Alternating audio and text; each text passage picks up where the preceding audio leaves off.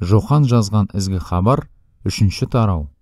Парызшылдар арасында Яхуди халқының Никодем есімді басшысы бар еді. Ол Исаға түнде келіп, «Ұстаз, сіздің Құдайдан келген мұғалім екендігіңізді білеміз. Себебі сіз жасаған керемет істерді Құдайдың қолдауынсыз ешкім де орындай алмайды», деді. Иса: «Саған өте маңызды шындықты айтып тұрмын. Кім қайтадан туылмаса, Құдайдың патшалығын көре алмайды», деді. Никодем: «Есейген адам қалайша қайта туылады?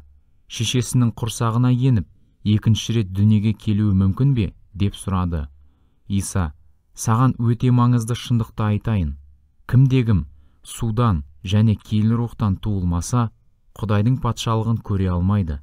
Тәннен тән, рухтан рух туады. Менің қайтадан туылуға тиіссіңдер дегеніме таңданба. Жел қалаған жеріне соғады. Оның гуілін естисің, бірақ қайдан келіп, қайда кеткенін білмейсің.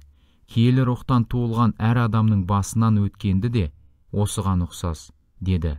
Никодем: «Бұл қалай болады?» деп сұрағанда, Исаның жауабы мынау болды: «Исраилдің дін мұғалімі бола тұра, осыны білмейсің бе? Саған өте маңызды шындықты айтайын. Бір білгеніміз туралы сөйлеп, көргеніміз туралы куәлік етеміз. Ал сендер айтқандарымызды қабыл алмайсыңдар. Мен сендерге жерде болып жатқандарды айтқанда сенбейсіңдер. Ал егер көктегі рухани нәрселер туралы сөйлесем, қалай сенбексіңдер? Көктен келген билеушіден басқа ешкім көкке шыққан жоқ. Ол көкте тұрушы. Мұса пайғамбар айдалада мыс жыланды жоғары көтеріп қойған. Дәл солай көктен келген билеуші де көтеріліп қойылуға тиіс. Сонда оған сенуші әркім мәңгілік өмірге ие болады. Өйткені Құдай адамзатты сондай қатты сүйгендіктен өзінің жалғыз рухани ұлын құрбандыққа берді. Енді оған сенуші әркім жаны тозаққа түспей, мәңгілік өмірге ие болады. Құдай өзінің рухани ұлын адамзатты соттауға емес, құтқаруға жіберді. Оған сенушілер қияметте сотталмайды, ал Құдайдың жалғыз рухани ұлына сенбейтіндер әлде қашан сотталған. Соттың мәні мынадай: Құдайдың нұры жерге келді, бірақ адамдар одан гөрі түнекті жақсы көрді, себебі олардың істері жаман еді. Жамандық істеген әркім нұрды жек көреді, және жасаған істері әшкереленбес үшін нұрға жоламайды. Ал шындыққа сай өмір сүретін әркім өз істерінің Құдайдың көмегімен жасалғандығы көрініп тұрсын деп нұрға шығады.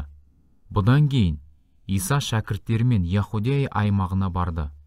Сонда біраз уақыт олармен бірге болып, теріс жолдан қайтқан кісілерді шомылдыру рәсімінен өткізді.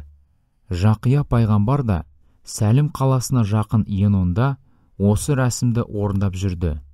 Өйткені ол жерде су мол еді. Көп адамдар оған келіп, рәсімнен өтті. Сол кезде Жақия әлі де түрмеге жабылмаған болатын. Осы уақытта Жақияның шәкірттері мен өзге бір Яхудейдің арасында діни тазару салттары туралы айтыс туды.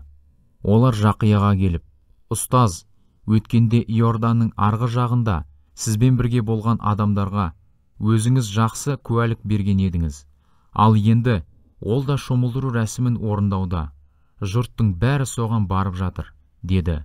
Жақияның жауабы мынау болды: «Құдай бермесе, ешкім еш нәрсе ала алмайды.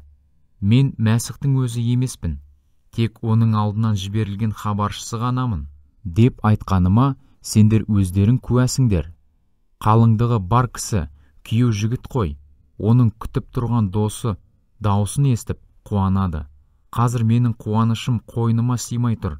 Мәсіхтің беделі артуға, ал менікі төмендеуге тиіс. Көктен келген, ол бәрінен де ұлы.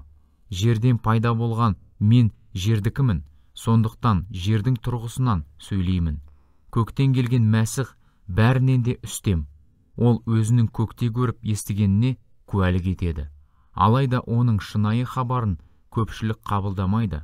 Бірақ соны қабылдағандар Құдайдың өзін шындық деп мойындайды. Құдай жіберген Мәсіх оның хабарын жариялайды. Өйткені Құдай оған киелі рухын шексіз береді.